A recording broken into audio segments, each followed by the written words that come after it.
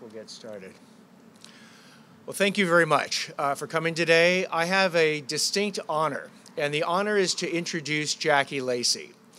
Jackie Lacey is synonymous with Los Angeles County. She's a child of Los Angeles County, having been born here, grown up here, educated here, and then dedicated her life to serving the residents of Los Angeles County. She did that as one of our finest lawyers, one of our finest prosecutors with the DA's office for over 34 years. And she basically served in almost every position in the DA's office until she was finally elected as the district attorney and served as a two-term district attorney. Now, when Jackie Lacey was district attorney, she was able to lead by example, having done hundreds of criminal cases, including the first hate crime race-based prosecution in Los Angeles County. And Jackie was able to show the people who worked for her, the hundreds of deputy district attorneys, that she could lead with example, that she could lead with integrity, that she could lead with experience and judgment. And she was respected by those deputy district attorneys in contrast to our current district attorney, who has never personally prosecuted or defended a criminal case in his entire life, and for whom over 98% of the deputy district attorneys supported his recall. You know, Jackie, you made it look easy, and we didn't really appreciate how easy you made it look, but how difficult that job is, making the tough judgment decisions, bringing and learning from the deputy district attorneys, wanting to get their input into decisions, and then making those decisions and figuring out what's working, what's not working, scaling up what's working. For instance, Jackie Lacey brought the first mental health division, not just to Los Angeles County District Attorney's Office, but it was the first in the state, and I believe it was even the first in the nation. That was the kind of innovation that Jackie Lacey has brought. Jackie Lacey is my friend. Jackie Lacey is a mentor to me. I've had the privilege of knowing her for well over a decade. And it is my great honor to introduce Jackie Lacey. Morning.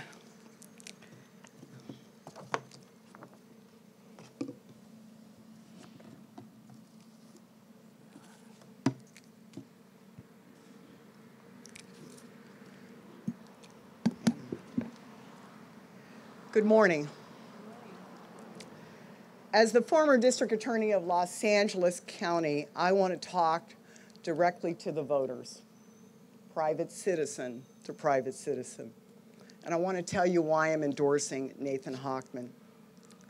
In December of 1983, my father, Lewis Phillips, was shot by a gunman while mowing his front lawn. We're standing in the very place where it happened. Two men in a car drove down this street, and one used a gun to shoot him. The bullet struck his leg and broke it, and he fell to the ground and pretended to be dead so they wouldn't shoot him again. The car sped away. The police never solved that case. My dad told me that he had painted over graffiti that was placed on that utility box that is behind us just a few days before this happened. My dad was in the hospital for weeks. He eventually was able to walk again. However, my dad went from being a strong, fearless patriarch of this family of women to being fearful. He was afraid that the man who shot him would come back to finish the job. His fear over what happened affected our whole family. And because of this experience, I have empathy for victims and their families. I pursued a career as a prosecutor in the DA's office, and I spent my career seeking justice for victims. You know, the impact of crime on a victim doesn't begin and end on that one day. I realized I lived with the sirens. There's a fire station just paramedics are just down the street. And after a while, you just, unfortunately get used to it. So I'm going to give it a chance to just go by.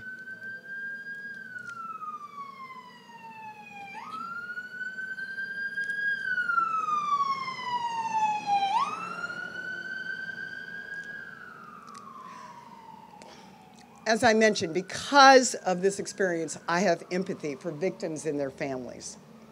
I pursued a career as a prosecutor in the DA's office, and I spent my career fighting for justice for victims. You know, the impact of a crime doesn't just begin and end on that one day. Rather, it stays with people for a lifetime. A person or a family affected by crime is never the same. They lose their sense of security, and if they are also robbed of justice by a prosecutor who discounts their crime, they feel as though they have been victimized twice. First, by the criminal, and then by the only person who is responsible and mandated to advocate for them, the district attorney. We must have leadership at the district attorney's office that understands that its main mission is to seek justice by, among other things, sending a message that criminal behavior will not be tolerated in our community. We don't have that in the current district attorney. Criminals are more brazen because they know they have allies embedded in that office. They know the policies better than we do, and it is time to elect someone who will be proactive in making us safer.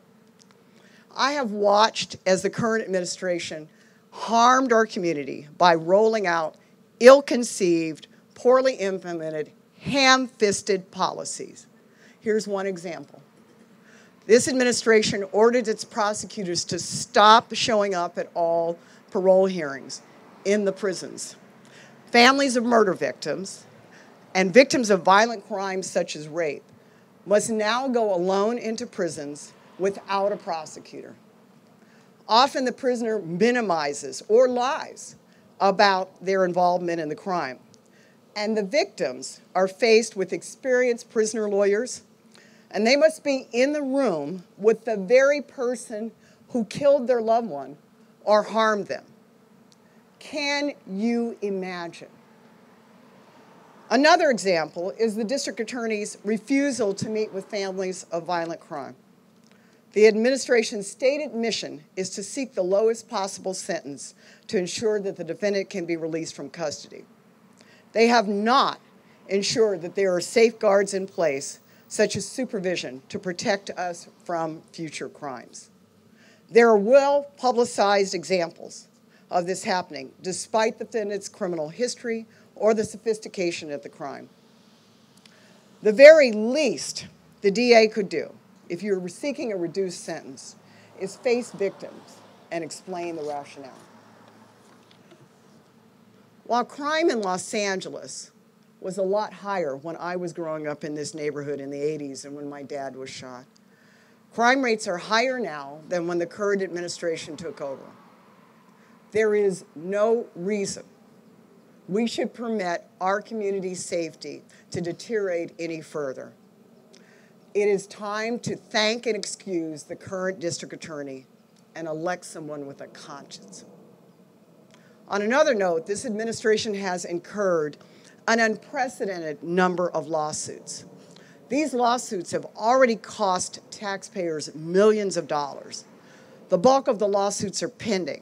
This is taxpayer money, which could be spent on our homeless crisis. Now today I'm joined by my former Chief Deputy Joseph Esposito, as well as other DAs who are supporting Nathan Hochman. When I chose Joseph Esposito, I chose him as my second in command because after working with him, I realized he was he is the smartest, most experienced and hardworking lawyers that I know. Contrast that with the current people chosen by the administration to run the largest prosecutor's office in the nation. We support Nathan Hochman for DA because he shares our values. I have known Nathan Hochman personally for over a decade, and Joey has had in-depth conversations with him about the office and his plans. Nathan has impeccable credentials, more than 30 years of work as a prosecutor and as an advocate also for the accused, and you learn a lot by representing the accused. He has tried hundreds of cases on both sides of the table. Nathan is a former president of the City of Los Angeles Ethics Commission. The bottom line is that Nathan will dedicate his administration to public safety by partnering with stakeholders to reduce crime, reduce recidivism, and improve the quality of life for all Los Angeles residents. Before I conclude, I want to address a couple of things head on. I am predicting that this administration will attempt to dismiss my endorsement as sour grapes. I'm speaking out because I know that job. I did it for 8 years, and I can spot incompetence and malfeasance. I see the mistakes happening that the public and the press, if I might also add, miss on a regular basis. But I'm mainly speaking out because I can see what's happening to our safety. I am invested in this community. I grew up here, and I never want to see things go back to the way they were 40 years ago. I'm also predicting that some will criticize Nathan because he was a Republican. He is running as a no-party preference candidate. Now, some people only look for a candidate's name, and they look to see whether there's a D or an R behind it. And they really don't investigate the candidate's qualifications, credentials, values, morals. When you get your ballot, you will not see a party designation next to the district attorney's race, and there's a good reason for that. The district attorney is a constitutional officer who should be unbiased, not a political hack with an agenda. I know both candidates, and Nathan is by far better suited for Los Angeles County. Let me get to the heart of the matter. I'm endorsing Nathan Hochman for district attorney because I personally feel a lot less safe than I did 4 years ago. Most people, like me, support criminal justice reform. But we want reform done right. We cannot afford another 4-year term where criminal behavior is met with a weak response by a prosecutor while the rest of us are left to fend for our safety. If you voted for me in 2020, or let's say in hindsight, you wish you had voted for me, please join me and vote for Nathan Hochman for district attorney. Thank you.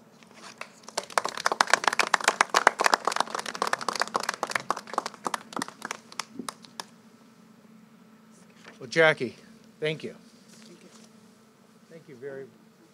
Thank you very, very much.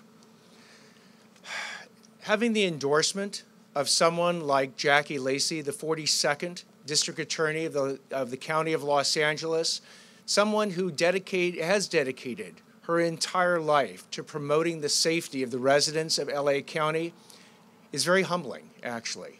It is, her endorsement, her entire career represents the model that I would like to strive to should I become district attorney, showing the people that I will lead, the deputy district attorneys, how to do it right, how to make justice their mission again, how to keep people safe in their communities, not just for themselves, but their families.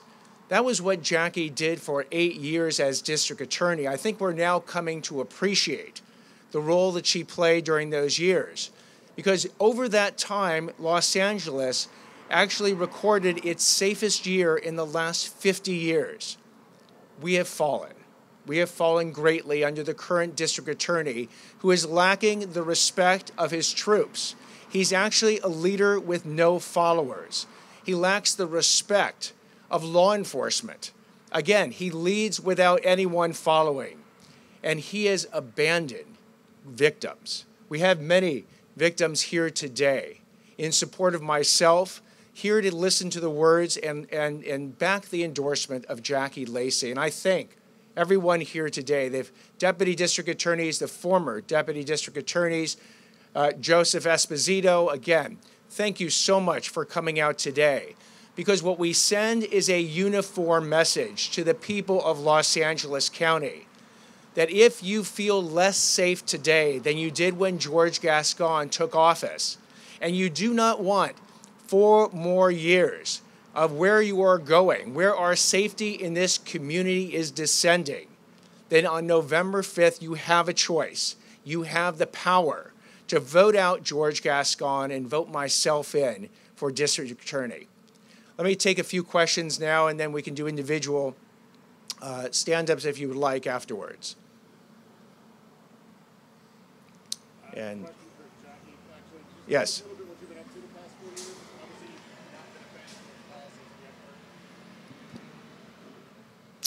Well, yeah, it's been a rough ride the last 4 years. You know, in some sense, while I wasn't happy I lost the election, I was grateful because I got to spend a year with my husband before he passed away from pancreatic cancer. 2022, first my mom was diagnosed with cancer January 5th, 2022, and then March 5th, my husband was diagnosed with cancer March 19th.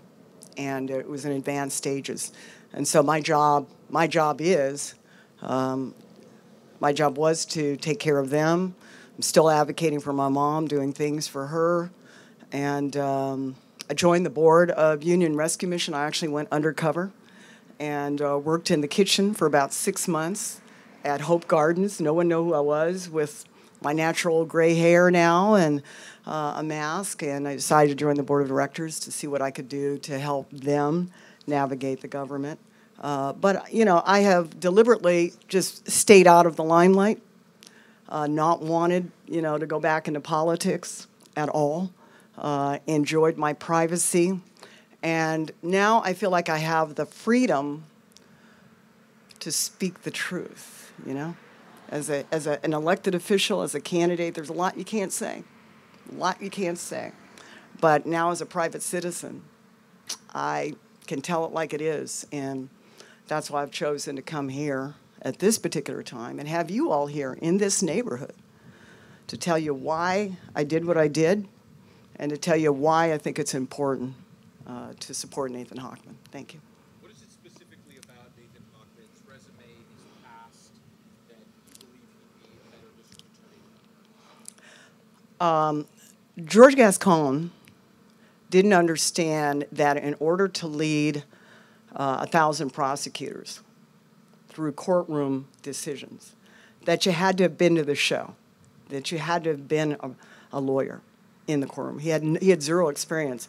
He likened it to being a CEO of an airlines, that you didn't need to know how to fly in order to run an airline. Nathan has a tremendous amount of trial experience, which when you look at mistakes on cases, particularly the costly one where we just ended up paying $5 million, where the DA's office paid $5 million on a bogus filing.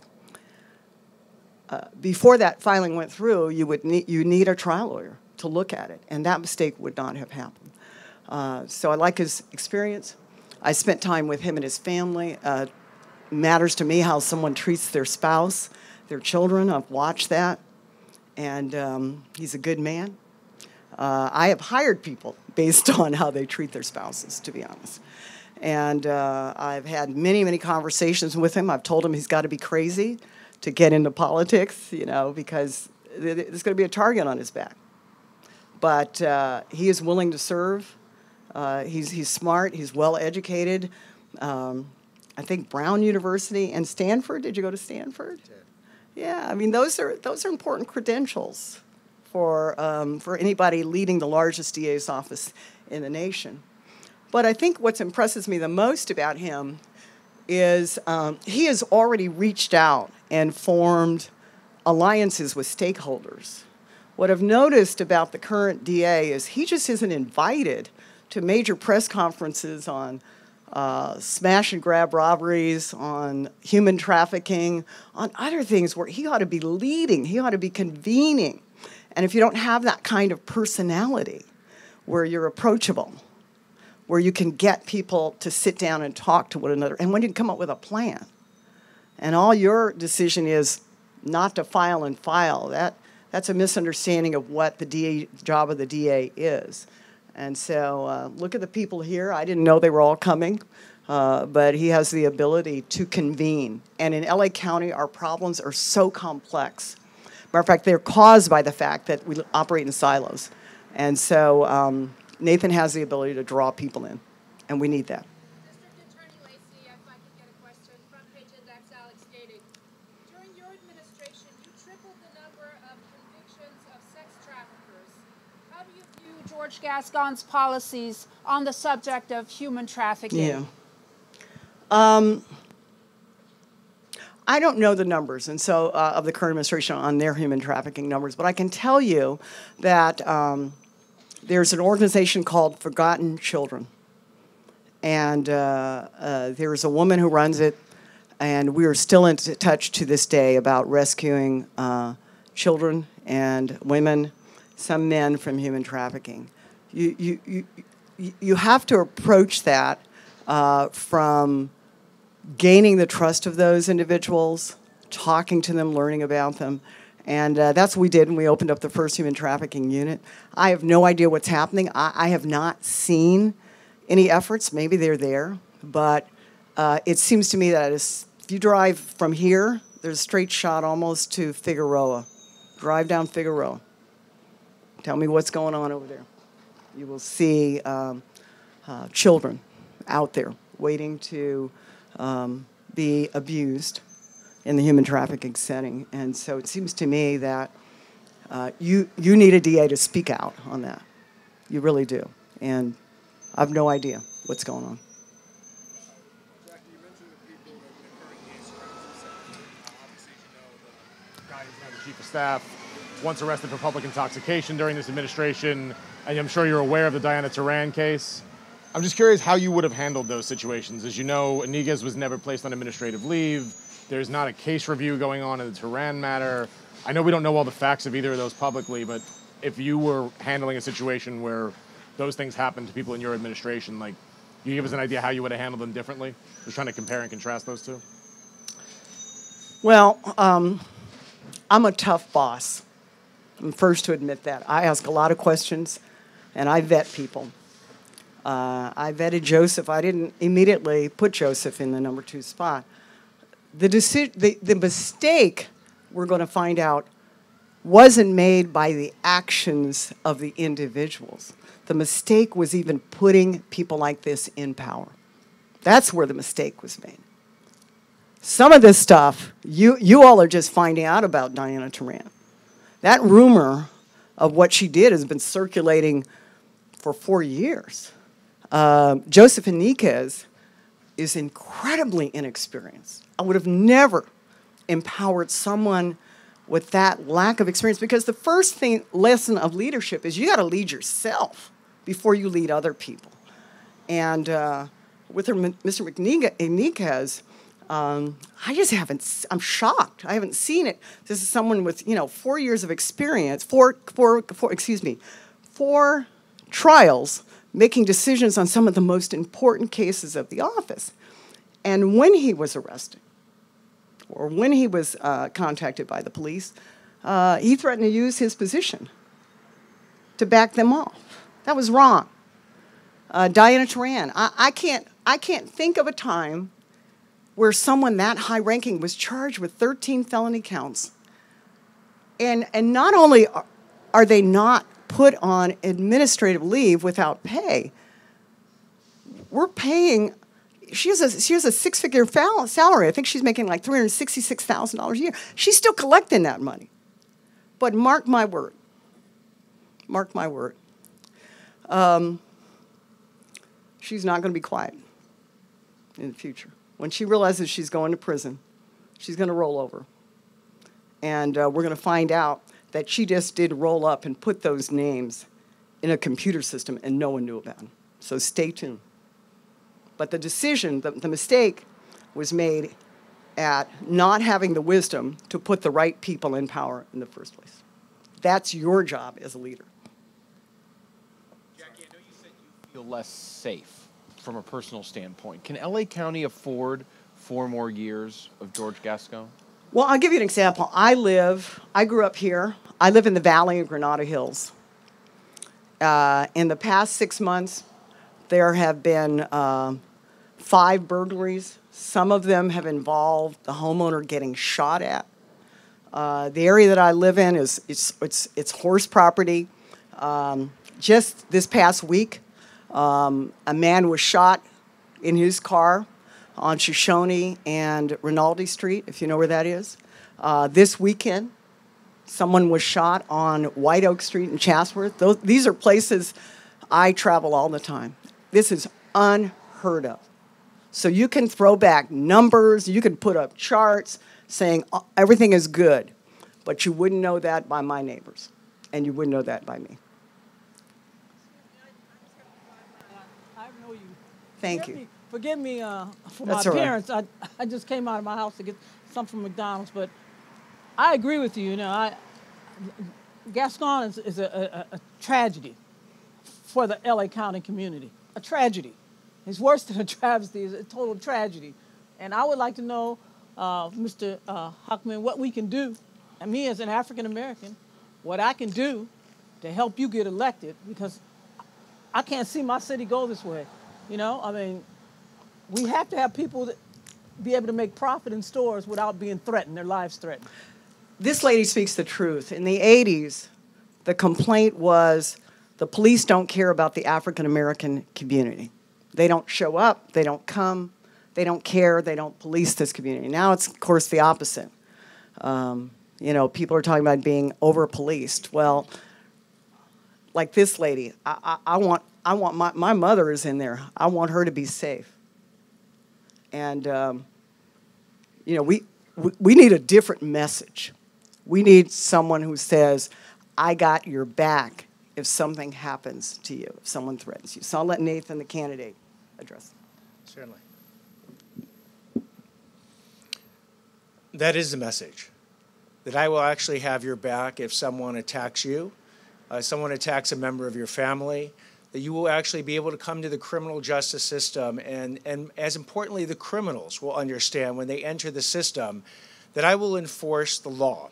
There will be fair, consistent lines with consequences if you cross them. But let me make this clear. I'm not going to replace George Gascon's extreme blanket policies of what he calls decarceration with extreme policies of mass incarceration. We will go back to what prosecutors have done for decades, which is to do the hard work. I call it the hard middle. And the reason it's hard is you have to look at each individual case, the defendant, the defendant's background, the other factors. You have to look at actually the crime committed, the impact on the victim, to determine who the true threats are to our public safety and need to be behind bars. And quite candidly, the ones that aren't. Your first-time nonviolent offender still has to pay their debt to society if they have broken society's laws.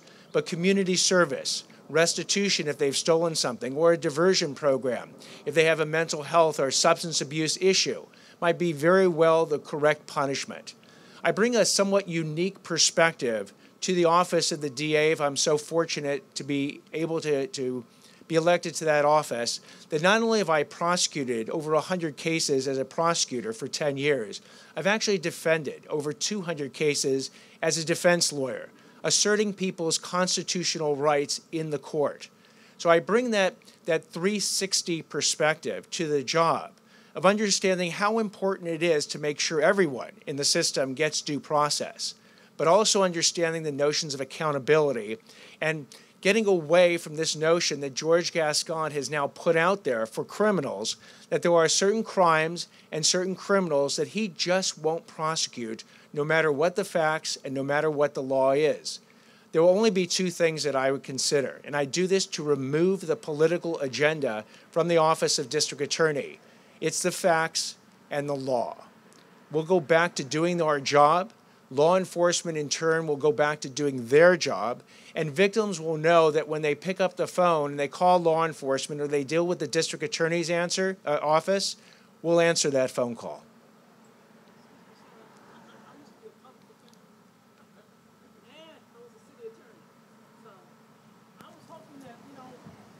The $1,000 limit before officers can even arrest, that'll go, because that's difficult for people that live anywhere to lose $1,000 before they can perhaps recoup the money through a restitution. All right. Also, I'd like to see if after you get in there and you get settled, maybe we can get programs where when people in the community go on ride-alongs with the officers or meet with the officers, see it from their perspective as well. I couldn't agree with you more. And I actually hope if I become district attorney that we'll have a chance to even work closer together. Because I believe in sort of the DA's office and the DA himself needs to have a before, during, and after approach to the role of the district attorney's office. Before, it's actually getting out in the community. Because if the community has a contact point with the DA's office before they enter the criminal justice system, you very often can keep people out of the criminal justice system, and I'm referring to young people. The DA's office needs to expand the Project LEAP, which helps the DAs and law enforcement get into the middle and high school so that they can teach the students what the system's about, where the perils and the dangers are, how not to get in the system, and as importantly, if they become victims, who to contact and how to actually make sure that their voice gets heard in the system. The during is, well, that's the accountability I was talking about. And even the after. The DA has a very loud voice when it comes to the Department of Corrections and Rehabilitation. That rehabilitation point has not been focused on by our current DA, but I would. One of the programs, for instance, that I advocate is called The Last Mile. The Last Mile teaches coding skills to prisoners so that when they get out, they actually can have a skill set. They actually help them get their first job. And even though the recidivism rate for LA County is over 50%, meaning that basically if someone gets out of jail, 50% of those people will be back in prison within 2 years. The Last Mile, because it gives prisoners a skill set, it helps them get their first job, their recidivism rate is virtually zero. So making sure that we deal with the after and hopefully get prisoners a skill set so when they come back into the communities, they can live productive jobs or productive lives, providing for themselves and their families, and staying out of the criminal justice system. That's why I believe the DA has a before, during, and after responsibility to the community. Thank you. Thank you. All right. I think we will stop right now. Again, let me thank everyone here. Where's Jackie? Thank you, especially Jackie. Thank you. And Mr. Esposito, thank you very much. And everyone here, again, deputy district attorneys, former deputy district attorneys, lawyers, family members of people who have suffered enormous tragedies. Thank you. Thank you for being here. And we will now, if you folks want any individual questions, we can do that. But again, thank you very much for coming. Thank you. Great job. Great job. If I can, if we can get one group picture, probably from the front here, I'm guessing. Please feel free. We'll sort of lower the microphone.